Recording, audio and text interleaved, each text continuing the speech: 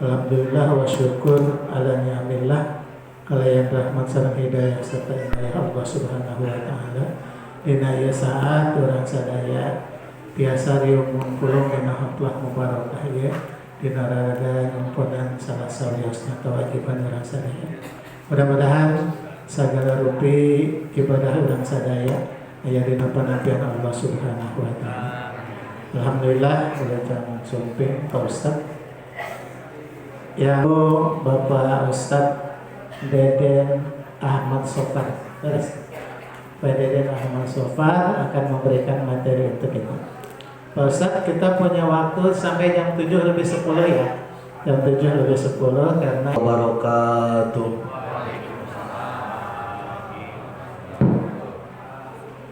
Hamdan wa syukran lillah, wassalatu wassalamu ala rasulillah wa ala alihi wa ashabihi wa man tabi'ahu ila yaumil qiyamah.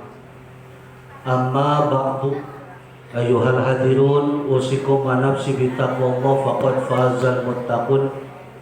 Faqad qala Allah ta'ala fi kitabihil karim, a'udzu billahi minasyaitonir rajim, ya ayyuhalladzina amanu taqullaha wa qulu qawlan sadida yuslih lakum a'malakum wa yaghfir lakum dzunubakum. Mulia ini melalui kudrat dan iradah Allah Subhanahu wa taala kita bisa berkumpul bermuajahah dalam acara rutinan pengajian yang mudah-mudahan duduknya kita, berkumpulnya kita di tempat yang mulia. Kesempatan kali setiap pengajian, apalagi pengajiannya yang disebut pengajian rutinan, yang saya bawa pembahasannya tidak lebih daripada ilmu fikih, ilmu tasawuf, dan ilmu akidah.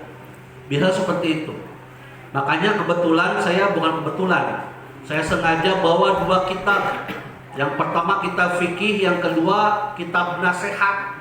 Yang nasihat ini dimana ada dalamnya ilmu akidah dan ilmu tasawufnya nanti. Mudah-mudahan cukup waktunya.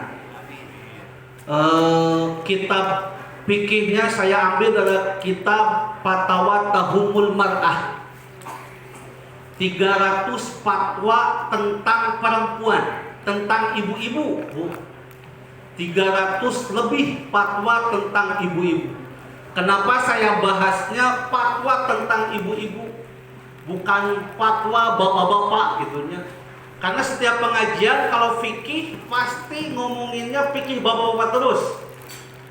Terus sekarang kita bahas fikih ibu-ibu, bapak-bapak gimana? Tetap harus dengarkan, karena sebenarnya yang wajib memberikan ilmu kepada istri itu bukan kiai, bukan ustaz, tapi yang wajib memberikan ilmu itu adalah suami, bukan kiai.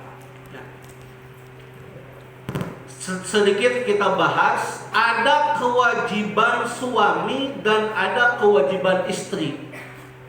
Kalau kewajiban istri, ibu, kewajiban istri itu kalau ingin masuk surga gampang. Ibu ingin masuk surga, Bu? Ingin masuk surga cukup ibu kewajiban suaminya. Lanjut. Bersih rumah, kewajiban siapa? Sekarang di rumah yang suka suami. Serius kok? Menyusui anak ini adalah kewajiban suami kalau suami punya. Dikarenakan tidak punya, ya bayar nawe gitu. Semua pekerjaan rumah sebenarnya kewajiban suami. Ibu cuma taat kepada suami. Cek suami ngepel, Bu. Itu ngumpul. Sahur suami masak gitu. Itu kudu punya. Gampang, Bu? Gampang gitu. Tanya kewajiban suami apa yang paling banyak? Kewajiban suami terhadap istri ini banyak. Namun di bahasa Sunda ada istilah kirata, kira-kira nyata. Ini campurannya bahasanya karena katanya ada orang luar, ada orang. Sama membagi dua. Kewajiban suami ini dibagi dua, ada kewajiban primer, ada kewajiban sekunder. Hati-hati jangan terbalik. Ada kewajiban pokok, ada kewajiban tambahan. Hati-hati sampai yang tambahan dijadikan pokok, yang pokok dijadikan tambahan. Hati-hati. Kita tambahan dulu. Kewajiban tambahan apa? Yang tadi pamaji, tadi tilu ya. Palabanan, memberi makan dan memberi minum istri itu adalah kewajiban tambahan. Ya. Makanya seandainya kalau di rumah beras masih ada, uang masih ada, apalagi air galon masih ada, gas, semua kebutuhan rumah masih ada, bapak ngasih duit ke istri, itu hukumnya sunnah, nggak wajib. Ya, kalau seandainya di rumah sudah tidak ada apa-apa, maka ngasih uang hukumnya wajib tuh, tambahan sebutnya. Yang kedua, ada yang disebut imahanun. Imahanan kan menutup istri termasuk pakaiannya, imahan ininya. Memberikan rumah kepada istri, bapak tidak perlu mewah, maka disebut tambahan. Yang penting istri kita itu jangan sampai tidur beralaskan tanah, beratapkan langit, gitu pokoknya. Ya itu kewajibannya itu. Mau di rumah kontrakan, monggo. Mau dibilang perlu perumahan mertua indah, di Bitoha, gitunya. Saking apa? Bebas. Yang penting tadi istri jangan beralaskan tanah, beratapkan langit. Termasuk pakaian, memberikan pakaian yang penting menutup aurat, tidak perlu mahal. Kalau mahal gak bagus, menyenangkan istri, ya. Tapi fokusnya menutup aurat. Sampai-sampai kia kalau seandainya tidak punya uang sama sekali, istri nggak ada pakaian bahan. Terus jimaan, ini sudah pahamnya. Jima ini Pak tidak perlu tiap hari. Tidak perlu tiap hari ya. Ngomong ke sekio pada puluh yang tiap harinya. Saking apa ini kewajiban tambahan ya. Dan gak usah kayak pengantin baru tiap hari jima, tidak perlu sebenarnya gitu kan. Bahkan Sayyidina Umar itu, sahabat Sayyidina Umar membatasi bab jima ini paling telat 6 bulan. Yang terakhir ini kewajiban primer, kewajiban pokok. Apa kewajiban pokok suami kepada istri? Mengisi otaknya dengan ilmu agama, mengisi hati istri dengan iman kepada Allah, membawa istri ke dalam surganya Allah. Ini kewajiban pokok. Jadi yang wajib memberikan ilmu siapa?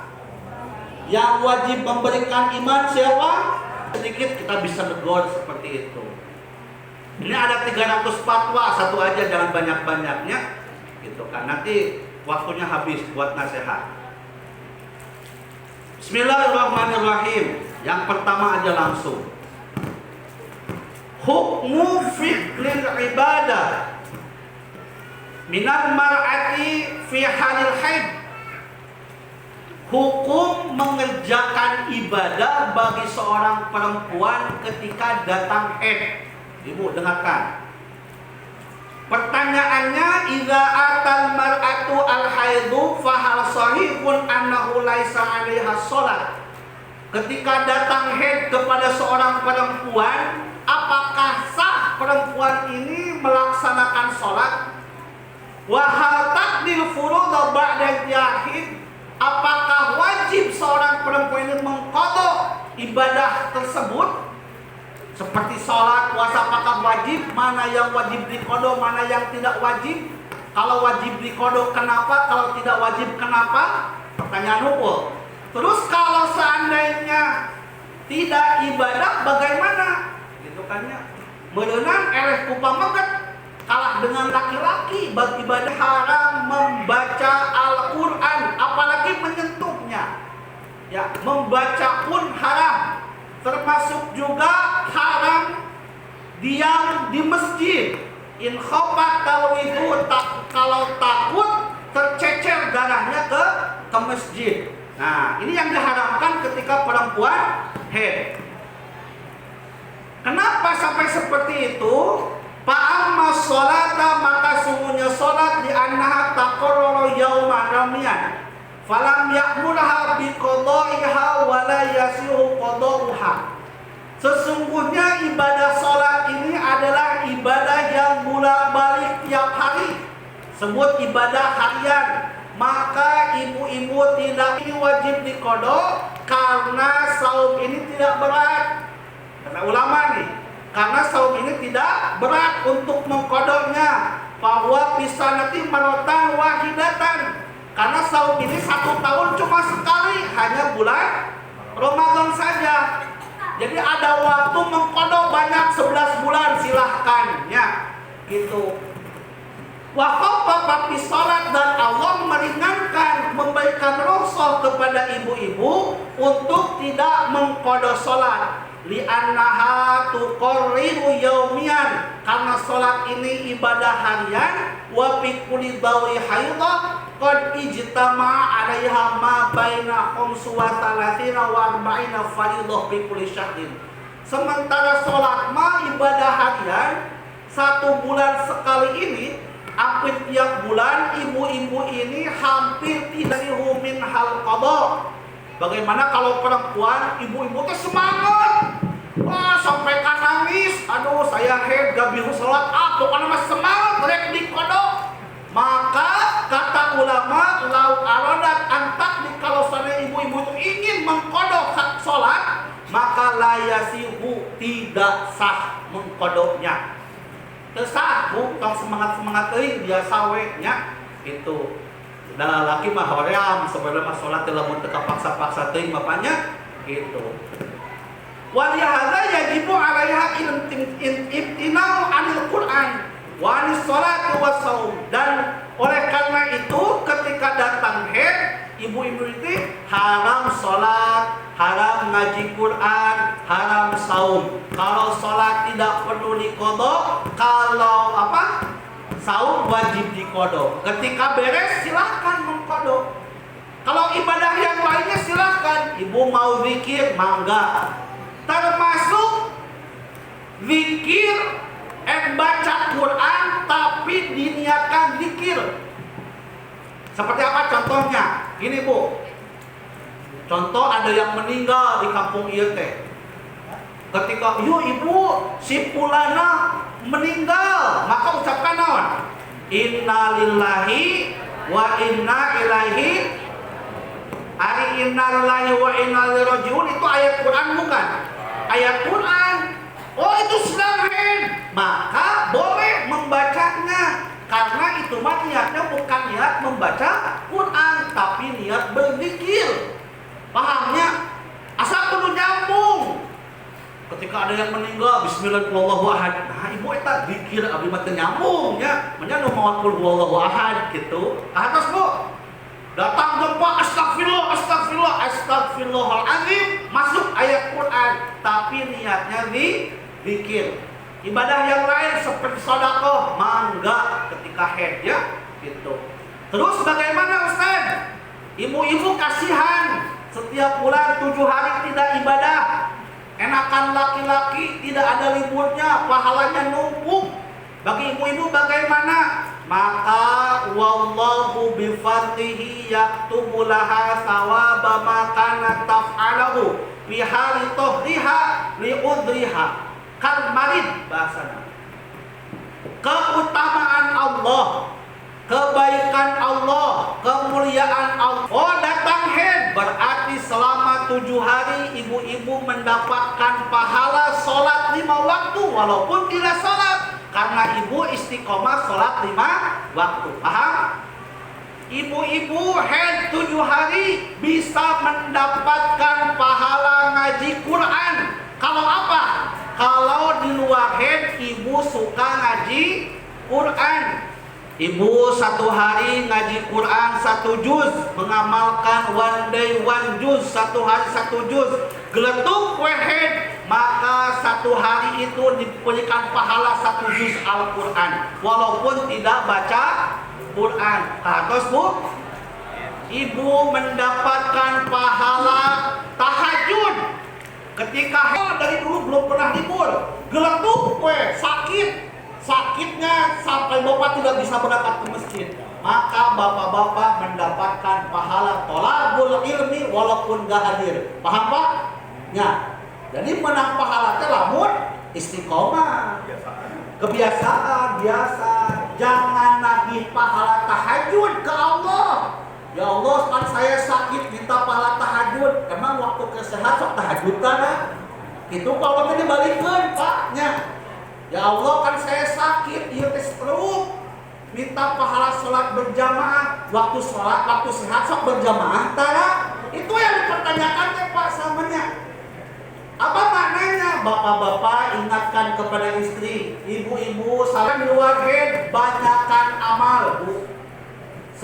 Ibu yang suka ngaji Quran, lanjutkan. Kalau ibu satu hari jarang ngaji Quran, coba dari sekarang minimal 10 ayat satu hari ngaji Quran. Sehingga ketika haid, ibu-ibu mendapatkan pahala 10 ayat per hari. Tetap mendapatkan pahala tholabul. Bapak yang sekarang sudah istiqomah, malas ngaji, bagaimana? Gampang, ingin dapat pahala, sakit we. Ya, minggu depan saya niatkan sakit, ya ayeuna pas tanggal akhir bulan sakit dengan deprak, insya Allah Pak dapat pahala tholabul ilmi ke atas. Bade, gitu hegai. Amin. Itu mah tong setruk jadi buntu welah. Rasulullah, saking Allah menghargai orang yang sedang tholabul ilmi. Orang yang tholabul ilmi ini duduknya seperti ini, ketawanya seperti ini, duduknya seperti ini. Allah berikan penghargaan seperti penghargaan yang diberikan kepada orang yang sholat sunnah 1000 rakaat. Siap. Ki Hungkul, coba angkat tangan yang pernah sholat sunnah 1000 rakaat sekaligus. Ayo, mana Pak DKM, mana Pak DKM, mana Pak DKM? Pak DKM kantos 1000 rakaat. Asli belum pernah. Yang paling soleh mana yang paling soleh? Iya Pak RT ya. Oh Pak Amil, mana Pak Amil? Coba Pak Amil pernah tuh sholat 1000 rakaat? Asli. Pak Amil yang itu komodo lainnya. Alhamdulillah abdi mah Pak Sami can pernah. Udah dipuh ya. Dulu pernah ada amalan dari guru sholat sunnah 100 rakaat itu sampai 5 jam. Alhamdulillah Pak sing buricak di sholatnya liar gitu kan pemesan 1000 rakaatnya.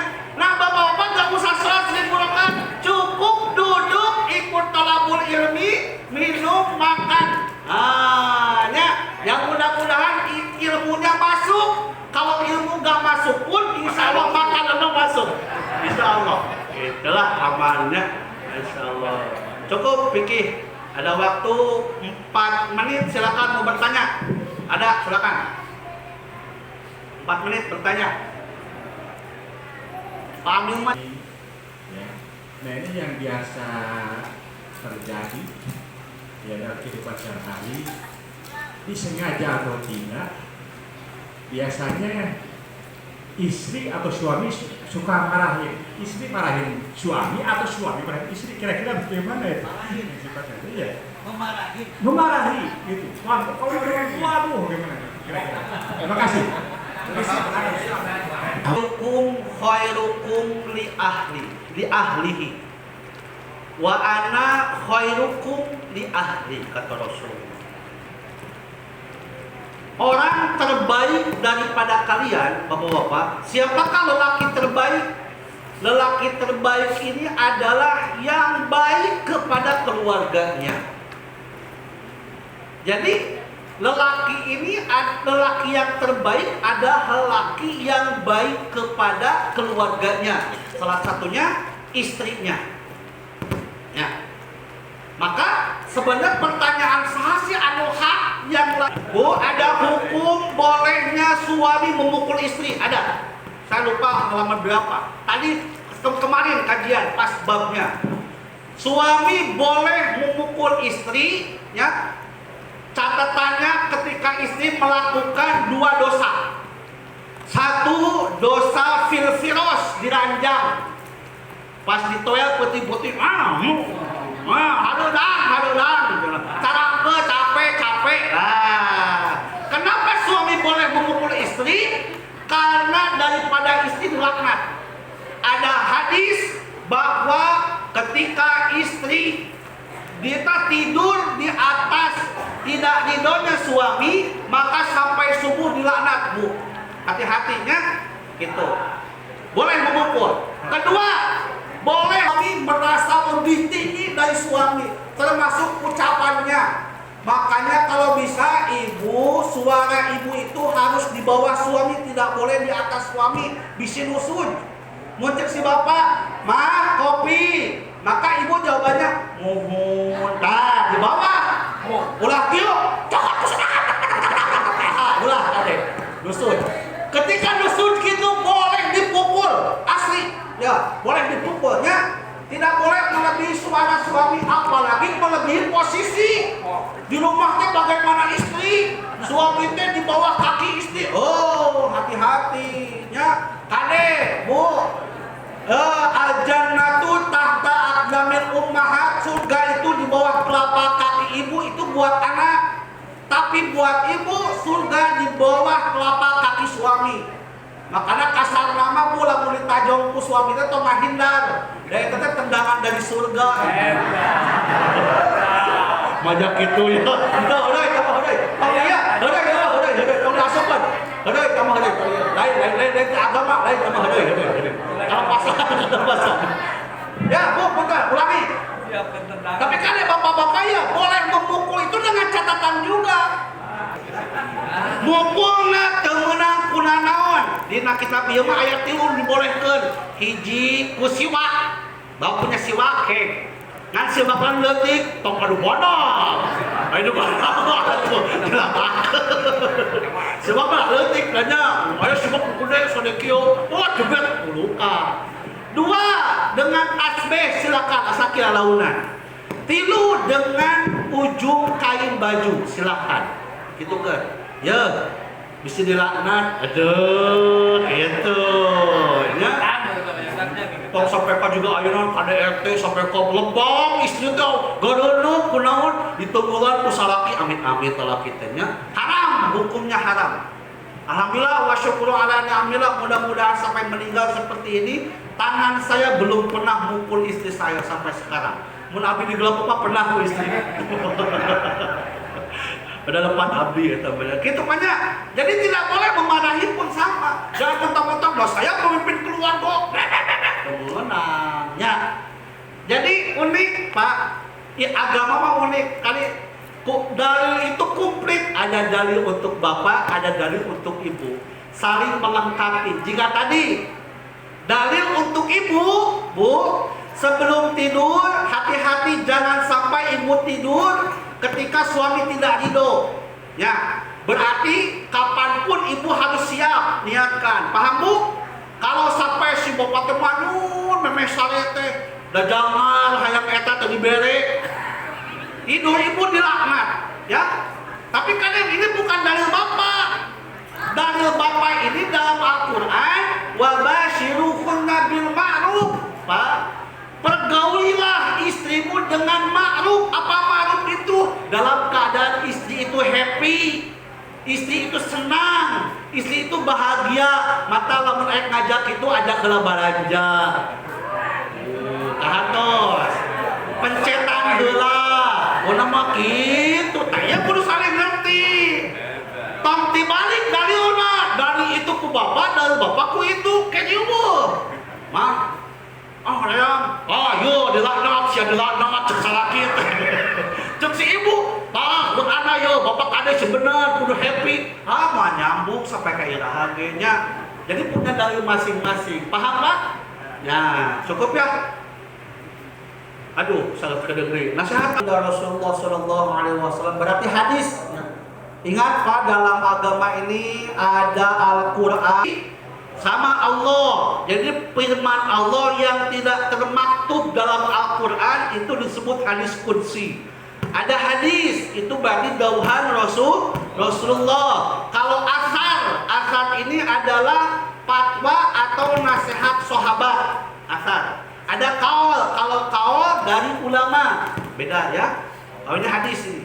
Ruwiya 'anil Nabi sallallahu alaihi wasallam, diriwayatkan dari Nabi Muhammad sallallahu alaihi wasallam annahu qala, beliau bersabda, khoslatani la syai'a afdalu.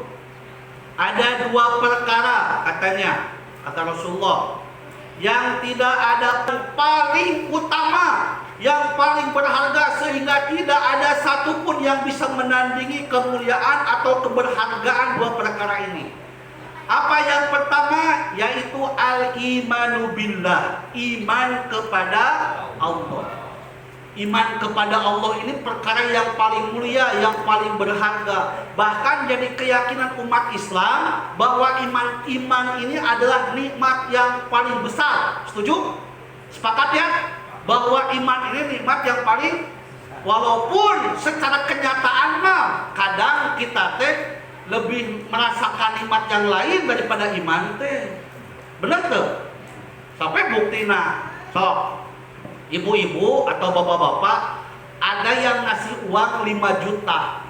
Tepuguh-puguh, ada yang ngasih uang 5 juta. Plak, nyebut naon? Alhamdulillah, saking bunga lagi sampai tadi susuhun. Aduh, nuhun Gusti. Aduh, alhamdulillah, gitu kan ya. Sampai sujud syukur. Ada yang ngasih uang. Pernah tuh nikmat iman sampai seperti itu bahagianya. Halo? Pernah tuh? Gusti alhamdulillah abdi dapat nikmat iman. Pernah Pak? Asa hari-harinya udah mau bener tanya. Paling dibaca nanti ketika sambutan DKM ya. Sambutan namun acara Isra Mi'raj, acara Maulid, alhamdulillah kita diberikan nikmat yang paling besar, yaitu nikmat iman dan Islam. Gitu hukum so, sujud syukur kan pernah kita banyak. Kenapa nikmat iman ini bisa disebut nikmat yang paling besar dan nikmat yang paling berharga? Pertama, sebagian saja, jangan semuanya. Pertama, dengan nikmat iman segalanya menjadi bernilai. Nah, contoh, Bapak sekarang duduk mau sila, mau duduknya kayak gitu tuh, kayak main gaple, mau ya pokoknya duduk belahnya iman gitu katos. Ibu tadi bulan mastaka, awak di bulan nutupan orang. Di gereja-gereja banyak perempuan pakai kerudung, Bu, biarawati nya. Tapi yang membedakan kerudung mereka dengan kerudung ibu mah kerudungnya dipakai iman, bernilai nanti di akhirat. Mereka mah tidak. Ya, nya sarebu we, sedekah teh. Oh, ari kahayang luhur urang mah. Leres teh. Sok kahayang mah. Punten Pak, ketika hari Jumat suka ada keropok ngalewat. Suka adanya keropok ngalewat kan kira-kira Pak, lamun dina satu Bapak ada uang 100.000, 50.000, 20.000, 2.000, mana dasupkeun? 2.000. Hari 2.000 cenah. Geus 2.000 teh ngadoa nih. Allahumma adkhilna jannata ma'al abrar, ya Allah, masukkan saya ke surga ya Allah. Bisa masuk surga lagi, surga Firdaus. Aduh, 2.000. Kebayang tuh.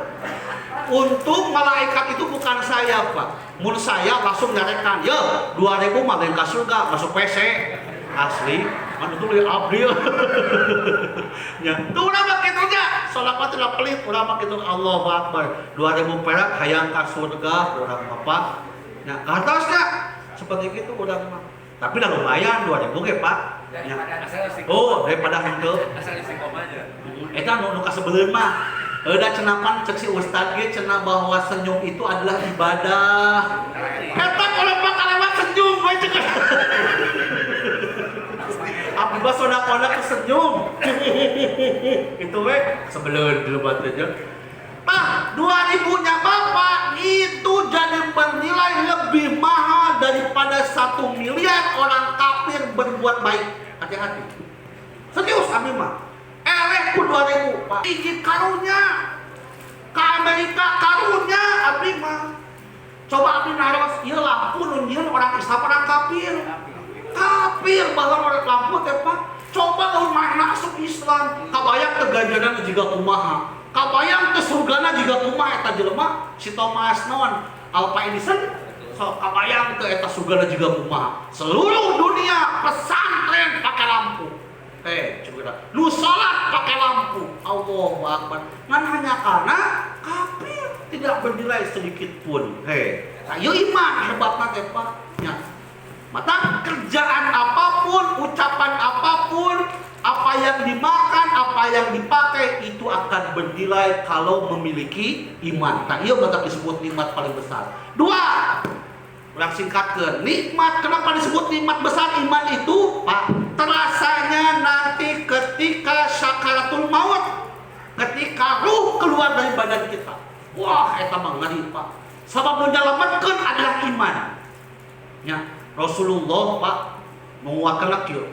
Man kana akhiru kalamihi la ilaha illallah dakhala jannah. Barang siapa yang di akhir hayatnya bisa mengucapkan kalimat la ilaha illallah pasti masuk surga. Saya nyebutnya pasti karena fi'il madi dakhala bukan yadkhulu. Dakhala itu pasti masuk surga, bukan akan nyebutnya, Pak. Bisa semua? Insya Allah bisa. Coba jaminan, Pak. Nah, maka insya Allah bisa. Tapi mah yakin.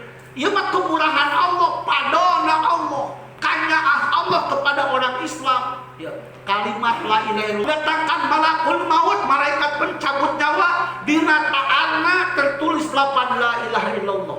Sampai orang ketika itu ngahulung la ilaha illallah, walaupun na isyarat diri nyebut mah insyaallah sudah menyebutkan pasti masuk surga. Alhamdulillah tuh gitu.